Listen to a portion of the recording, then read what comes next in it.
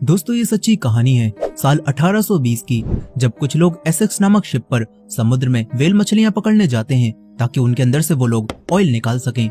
मगर उन्हें नहीं पता था कि उनका ये एडवेंचर एक खतरनाक एनकाउंटर में बदलने वाला है, क्योंकि उनका सामना एक ऐसी चीज से होता है जो उन्होंने सोचा भी नहीं था।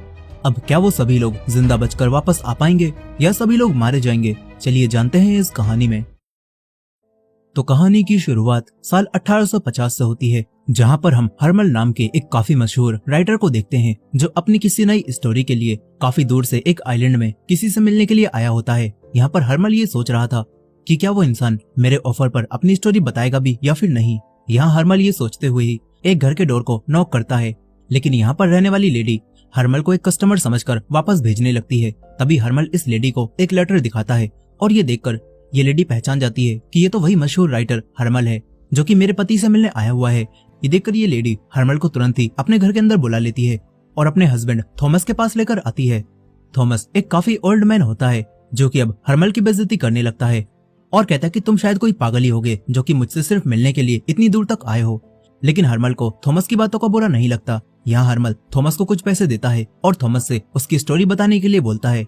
ये देखकर थॉमस थोड़ा हैरान हो जाता है। थॉमस हरमल से कहता है कि हमारी स्टोरी के बारे में तो पहले ही इंक्वायरी हो चुकी है, तो तुम उससे ही सब कुछ पता लगा लो। पर हरमल थॉमस से कहता है कि वो इंक्वायरी गलत है और मैं आपके मुंह से ही सब कुछ जानना चाहता हूँ, क्योंकि तुम ही वो आखिरी सर्वाइवर हो जो कि समुद्र से वापस आया था, इसीलिए मैं तुमसे ही बात करना चाहता हूँ।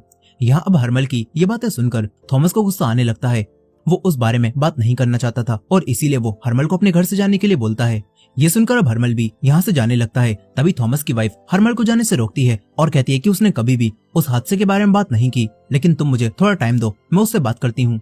यहाँ पर थॉमस की वाइफ हरमल को जाने से रोककर खुद थॉमस के पास आती है। यहाँ थॉमस की वाइफ थॉमस से उसे हरमल को सब कुछ बता देने के लिए बोलती है, लेकिन थॉमस एसेक्स पर हुए उस हादसे के बारे में बात नहीं करना चाहता था, इसीलिए वो मना करने लगता है। मगर थॉमस की वाइफ उससे कहती है कि अगर तुम हरमल को अपनी स्टोरी बताओगे तो हमें उससे काफी पैसे मिल सकते हैं और इससे हमारे हालात भी ठीक हो जाएंगे। तुमने कभी सोचा है कि हमारा खर्चा कैसे चलता है? तुम तो बस दिन भर ड्रिंक करते रहते हो।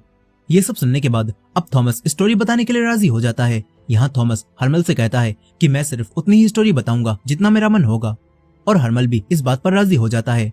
अब इसके बाद थॉमस अपनी स्टोरी बताना शुरू करता है और कहता है कि एसेक्स की कहानी दो लोगों से जुड़ी है, कैप्टन पोलार्ड और उनका फर्स्ट मैन ओवन चेज। यहाँ अब कहानी पास्ट में जाती है जहाँ पर हम चेज को देखते हैं जो कि एक किसान का बेटा है। चेज एक ऐसी कंपनी के लिए काम करता है जो कि व्हेल मछलियों को पकड़कर उनसे ऑयल निकालती हैं और वो ऑयल काफी महंगा बिकता है। साथ ही यहाँ पर चेज की वाइफ भी होती है जो कि प्रेग्नेंट है और चेज अपनी वाइफ के साथ काफी खुश होता है। अब चेज अपनी कंपनी में आता है जहाँ पर हम देखते हैं कि लोगों ने इस बात पर भी बेट लगा रखी थी कि आखिर कौन सी शिप समुद्र में जाकर सबसे ज्यादा व्हेल मछलियां पकड़ेगी, और इस सब से पता चलता है कि ये सभी लोग सिर्फ ऑयल पाने के लिए ही नहीं बल्कि मजे के लिए भी व्हेल्स को पकड़कर मारते हैं। अब इसके बाद चेज अपनी कंपनी के हेड से मिलता है जो कि चेज को बताते हैं कि हम समुद्र में बहुत कीमती शिप एसेक्स को भेजने वाले हैं और हम चाहते हैं कि तुम उस शिप के कैप्टन के फर्स्ट मेट बनो। ये बात सुनकर चेज को काफी गुस्सा आता है। वो इनसे कहता है कि पिछली बार तो आपने मुझसे कहा था कि जब मेरी शिप अगली बार समुद्र में जाएगी तो तब मैं ही उसका कैप्टन बनूंगा, तो अब आप ऐसा कैसे कर सकते हो? इस पर हेड चेज को बताता है कि इस कंपनी का ओनर का बेटा पोलार्ड ही इस बार कैप्टन बना है, इसीलिए हम तुम्हें अभी कैप्टन नहीं बना सकते, लेकिन अगली बार हम तुम्हें पक्का कैप्टन बना देंगे। यहीं पोलार्ड भी बाहर बैठकर ये सब कुछ सुन रहा था। अब यहाँ पर चेज को अपने कैप्टन ना बनने की वजह से काफी गुस्सा आता है और वो यहाँ से जाने लगता है। तभी ये हेड चेज की सैलरी बढ़ाने के लिए बोलने लगते हैं और उसे ज्यादा पैसे देने की बात करते हैं। यहाँ अब पैसों के चक्कर में चेज शिप पर जाने के लिए मान जाता है। साथ ही यहाँ पर चेज इन सभी हेड से कहता है कि मुझे एक फॉर्म पर भी लिख कर दो कि अगली बार तुम मुझे ही कैप्टन बनाओगे। अब ये सब करने के बाद चेज अपने घर आ जाता है और अपना सामान पैक करने लगता है। यहाँ चेज की वाइफ उसके जाने से बिल्कुल भी खुश नहीं थी और चेज की वाइफ उससे सही सलामत वापस लौटने के लिए कहती है और उससे प्रॉमिस करवा लेती है। चेज की वाइफ उसे एक लॉकेट भी देती है ताकि चेज को अपनी वाइफ से किया हुआ प्रॉमिस हमेशा याद रहे। दूसरी तरफ हम पोलार्ड को भी देखते हैं जिसके हेड उसे सफर पर जाने के लिए अलविदा बोलते हैं और अपने परिवार का नाम रोशन करने के लिए कहते हैं। इसके बाद चेज और बाकी सभी लोग शिप पर जाने लगते हैं। यहाँ शहर के बाकी सभी लोग भी इन्हें अलविदा करने आए होते हैं और यहाँ चेज के जाने से उसकी वाइफ काफी उदास थी। अब इसके बाद चेज शिप पर आ जाता है और तभी हम शिप पर मौजूद थॉमस को देखते हैं जो कि अभी काफी यंग है और थॉमस पहली बार व्हेल्स के शिकार पर जा रहा था। ये वही थॉमस है जो कि प्रेजेंट टाइम में कहानी सुना रहा है। अब यहाँ पर थॉमस शिप के सेकंड मेट जोए को देखता है और उसके गले में पड़े हुए व्हेल फिश के दांत को देखकर कहता है कि एक दिन मेरे पास भी ऐसे ही कई सारे दांत होंगे। यहीं अब चेज भी जॉय से मिलता है और हमें पता चलता है कि जॉय और चेज दोनों काफी अच्छे दोस्त हैं। यहाँ पर जॉय चेज से कैप्टन से भी मिलने के लिए बोलता है और इसके बाद चेज कैप्टन पोलार्ड से मिलता है। यहाँ पर ये दोनों एक दूसरे के खिलाफ अपनी नफरतों को छुपाते हुए एक दूसरे से बातें करते हैं और पोलार्ड चेज से कहता है कि कंपनी ने मुझे ही पहला कैप्टन चुना है। चेज भी पोलार्ड से कहता है कि ये सब तो बस तुम्हारे ऑनर होने की वजह से हुआ है। इतना बोलकर ये दोनों अपना अपना काम करने लगते हैं और शिप को तेजी से चलाने के लिए पाल को खोलने लगते हैं। लेकिन अब तभी एक पाल की रस्सी आपस में अटक जाती है और इस वजह से पाल नहीं खुलता और शिप आगे नहीं बढ़ पाती। ये देखकर अब चेज एक कैप्टन की तरह ही बिना डरे ऊपर चढ़ता है और पाल की रस्सी को काट देता है और ये देखकर पोलार्ड के साथ साथ शिप पर मौजूद सभी लोग हैरान रह जाते हैं। इसके बाद रात के समय चेज, जॉय और पोलार्ड एक साथ बैठकर डिनर कर रहे होते हैं। तभी पोलार्ड चेज को बार बार किसान का बेटा बोलकर नीचा दिखाने की कोशिश करने लगता है और इस पर चेज पोलार्ड को बिना जवाब दिए ही यहाँ से उठकर चला जाता है। ये सब देखकर जॉय को बिल्कुल भी अच्छा नहीं लगता। वो पोलार्ड को ऐसा करने से मना करता है। वहीं दूसरी तरफ हम थॉमस को भी देखते हैं जो कि शिप के बाकी स्टाफ के साथ बैठकर डिनर कर रहा था, लेकिन ये खाना थॉमस को बिल्कुल भी अच्छा नहीं लगता। और अब तभी चेज इनके पास आता है और कुछ लोगों के नाम बोलकर उन्हें कल सुबह जल्दी उठकर रेडी रहने के लिए कहता है। तभी पोलार्ड का कजन हेनरी चेज के साथ चलने के लिए कहने लगता है। इस पर चेज हेनरी की बेइज्जती करते हुए कहता है कि व्हेल मछली का शिकार करना बच्चों का खेल नहीं है। तभी चेज की नजर थॉमस पर जाती है जिसकी खाना खाने की वजह से तबीयत खराब होने लगी थी और ये देखकर चेज थॉमस को अपने पास बुलाता है और थॉमस को पकड़कर शिप से नीचे लटका देता है क्योंकि चेज को लग रहा था कि थॉमस की तबीयत डरने की वजह से खराब हो रही है। लेकिन अब शिप पर वापस आते ही थॉमस चेज के ऊपर ही वोमिट कर देता है, मगर चेज को इस बात का बुरा नहीं लगता। यहाँ वो थॉमस से उसके परिवार के बारे में पूछता है और इस पर थॉमस चेज को बताता है कि उसके मॉम और डैड दोनों ही नहीं हैं। इसके बाद अगले दिन पोलार्ड चेज को शिप के सभी क्रू मेंबर्स के साथ हंसता बोलता देखता है और ये देखकर पोलार्ड को अच्छा नहीं लगता। पोलार्ड चेज को बुलाता है और कैप्टन की तरह उसे ऑर्डर देता है और उसे शिप के पाल को खोल देने के लिए कहता है। इस पर चेज को अब ना चाहते हुए भी पोलार्ड का ऑर्डर मानना पड़ता है, पर शिप के पाल खुलते ही शिप स्पीड से आगे बढ़ने लगती है और तभी चेज की नजर समुद्र में आते हुए एक तूफान पर जाती है, जो देखकर चेज पोलार्ड को तूफान के बारे में अलर्ट करता है और उसे शिप को मोड़ देने के लिए बोलता है ताकि ये लोग तूफान में ना फंसें। लेकिन यहाँ पर पोलार्ड अपने कैप्टन होने के घमंड में चेज की बात नहीं मानता और शिप को मोड़ने से मना कर देता है। फिर ये बड़ा सा तूफान इनकी तरफ आने लगता है और यहाँ ये शिप तूफान में आ जाती है, जिस वजह से समुद्र की बड़ी बड़ी लहरें शिप से टकराने लगती हैं और शिप पर काफी ज्यादा नुकसान भी होता है। लेकिन यहाँ पर चेज और जॉय मिलकर किसी तरह से पालों को काट देते हैं और इससे शिप समुद्र की लहरों पर सरवाइव कर पाती है और ये सभी लोग किसी तरह से तूफान से बाहर आ जाते हैं। लेकिन फिर इसके बाद पोलार्ड चेज को अपने पास बुलाता है और उससे कहता है कि अब हमारी शिप का काफी नुकसान हो चुका है, इसीलिए हम लोगों को बिना व्हेल मछली का शिकार करे ही वापस आइलैंड पर जाना होगा और तुम सभी क्रू मेंबर्स के सामने मुझसे सॉरी बोलना और उनसे कहना कि ये सब कुछ तुम्हारे ही गलत फैसले की वजह से हुआ है। ये बात सुनकर चेज को काफी गुस्सा आता है। वो पोलार्ड को समझाता भी है और कहता है कि हम इस तरह बिना शिकार करे और बिना ऑयल को इकट्ठा करे आइलैंड पर वापस नहीं जा सकते, क्योंकि आइलैंड पर सभी लोग इस उम्मीद में हमारा इंतजार कर रहे होंगे कि हम ऑयल लेकर ही वहाँ पर आएंगे और बिना ऑयल के आइलैंड पर जाना पॉसिबल नहीं है। यहाँ चेज की ये बात पोलार्ड मान लेता है और पोलार्ड शिप को वापस नहीं मोड़ता। फिर इसके बाद इन्हें समुद्र में आए हुए 3 महीने बीत जाते हैं। तभी इन सभी को समुद्र में काफी सारी डॉल्फिन्स दिखती हैं और इन्हीं में एक व्हेल भी होती है।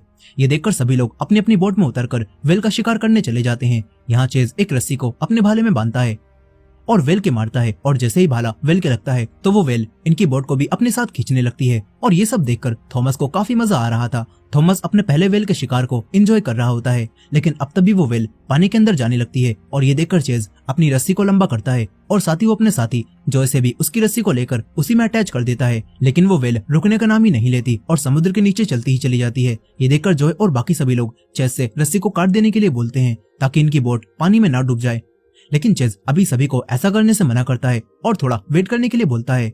इसके बाद वो व्हेल मछली भाला लगने की वजह से खुद ही मर जाती है और ये सभी लोग पानी में डूबने से भी बच जाते हैं।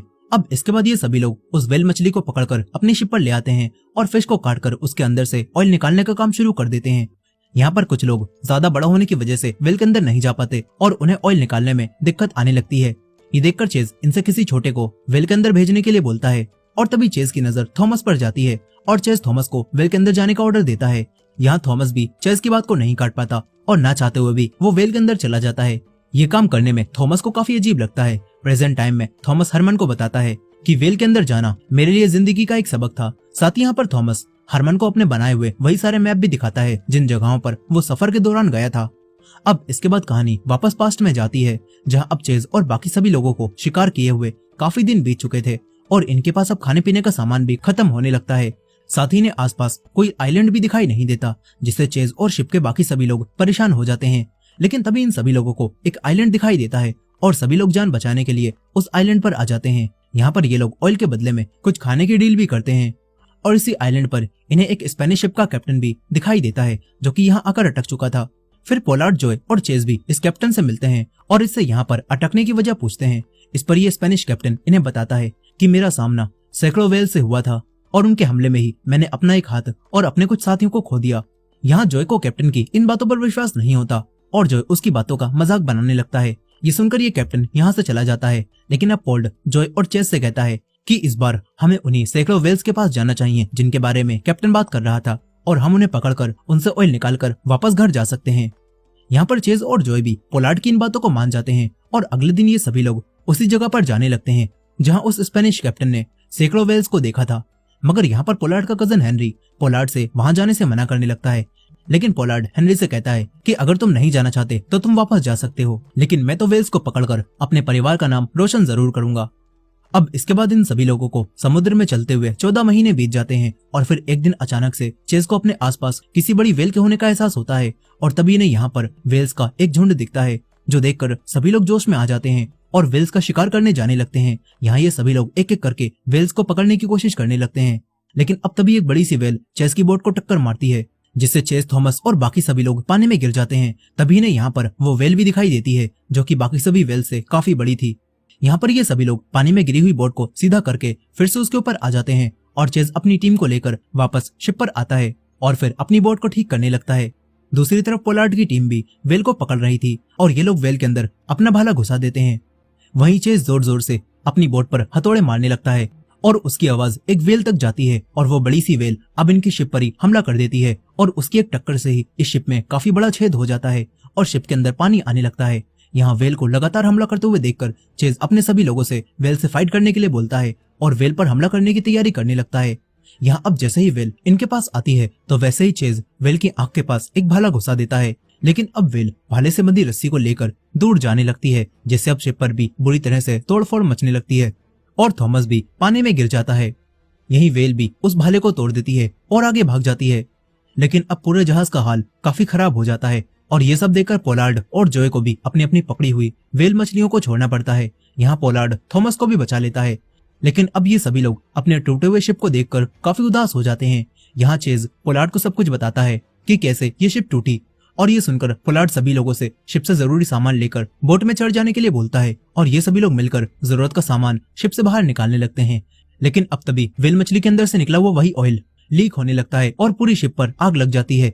ये देखकर पोलार्ड जल्दी से सभी को लेकर आगे बढ़ने लगता है और यहीं चेज शिप पर ही छूट जाता है और सभी को ऐसा लगता है कि जैसे चेज मारा गया। लेकिन चेज हार नहीं मानता, वो किसी तरह से आग से बचता हुआ शिप से बाहर आ जाता है और उसे जिंदा देखकर थॉमस और बाकी सभी लोग काफी खुश होते हैं। यहाँ चेज जॉय को शिप से लाई हुई गन देता है और तभी इस शिप में ब्लास्ट होते हैं और शिप पानी में डूब जाती है। ये सभी लोग अब अपनी बोट से ही आगे बढ़ने लगते हैं। लेकिन तभी हेनरी इन सभी से कहता है कि ये सब कुछ चेज की वजह से हुआ है और इसी वजह से अब हेनरी चेज के ऊपर गन पॉइंट कर लेता है और चेज को मारने की धमकी देने लगता है। ये देखकर जॉय भी हेनरी के ऊपर गन पॉइंट कर लेता है। यहाँ पर पोलार्ड किसी तरह से उसे समझाकर इन दोनों की ही गन नीचे करा देता है।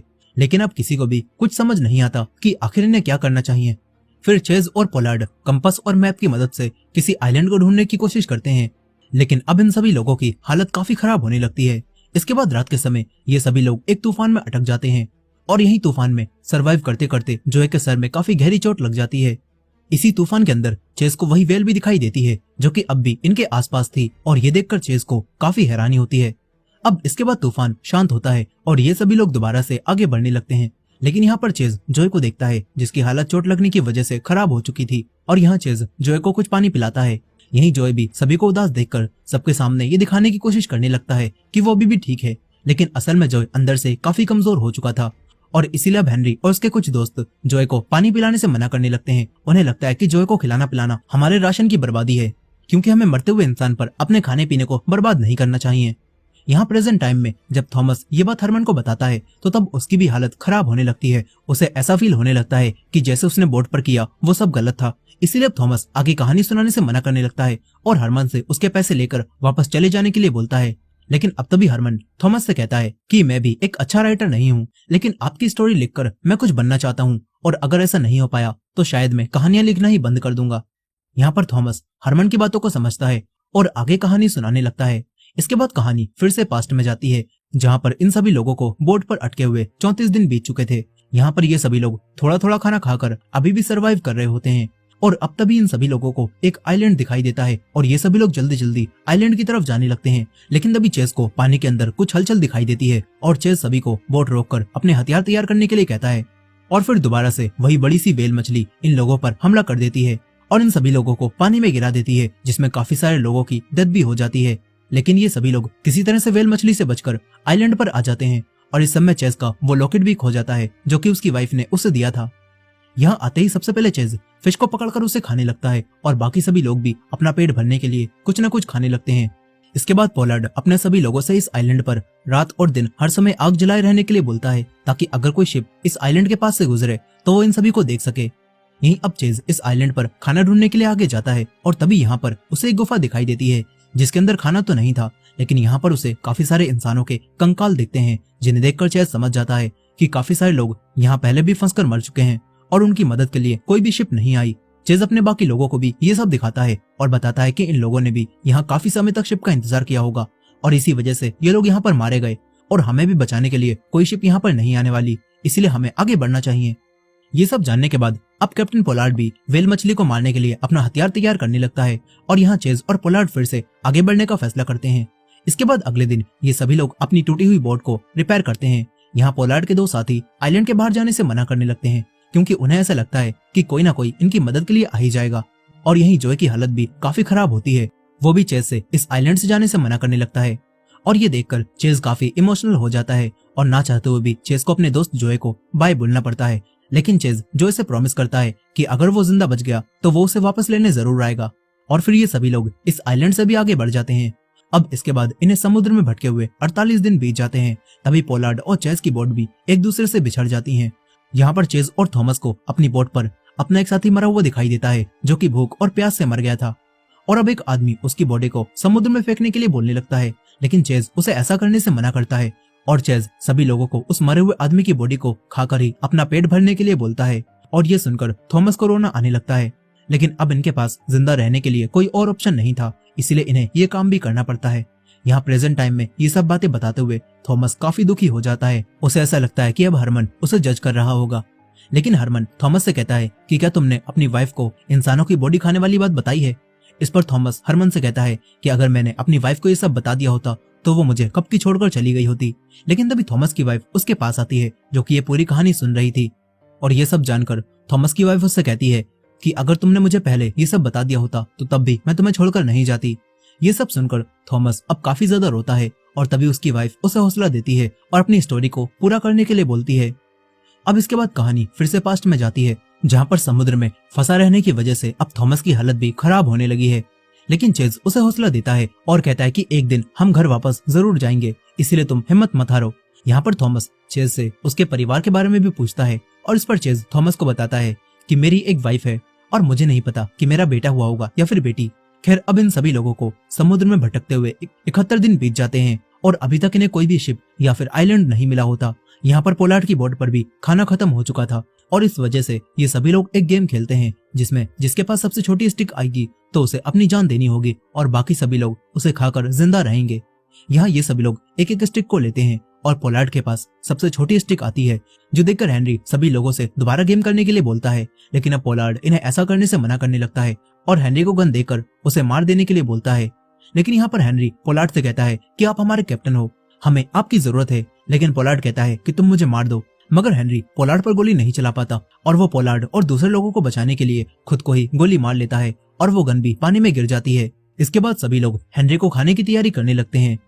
अब एक दिन अचानक से समुद्र में भटकते हुए चेज और पोलार्ड की बोट फिर से मिल जाती हैं, और चेज पोलार्ड को देखकर काफी खुश होता है। ये सभी लोग एक साथ मिलकर आगे बढ़ने लगते हैं, लेकिन अब तभी वो बड़ी सी व्हेल दोबारा से इन्हें दिखाई देती है, जिसे देखकर चेज व्हेल पर हमला करने के लिए तैयार हो जाता है। यहाँ पर चेज व्हेल के अपना हथियार फेंककर मारने ही वाला था कि तभी उसे व्हेल की आंख के पास लगा हुआ वही भाला दिखाई देता है, जो कि पहले चेज ने ही मारा था, और ये देखकर चेज को एहसास हो जाता है कि जो उसने वेल पर पहले हमला किया था उसी की वजह से आज ये सभी लोग मुसीबत में फंसे हैं और ये वेल भी इसी वजह से बार बार इन पर हमला कर रही है। यहाँ चेज अब वेल पर दोबारा हमला नहीं करता और ये देखकर वो वेल भी समुद्र में चली जाती है। अब इसके बाद एक दिन फिर से पानी की वेव्स चेज और पोलार्ड की बोट को अलग अलग कर देती हैं और तभी एक दिन अचानक से एक बड़ी सी शिप पोलार्ड की बोट के पास आ जाती है, जिससे अब पोलार्ड और उसकी शिप पर मौजूद एक साथी दोनों बच जाते हैं। वहीं चेज और थॉमस को समुद्र में भटकते हुए 90 दिन पूरे हो जाते हैं। यहाँ चेज और थॉमस की हालत अब काफी ज्यादा बुरी हो चुकी थी, दोनों बस मरने ही वाले थे और यहाँ चेज को अपने डैड की भी काफी याद आने लगती है।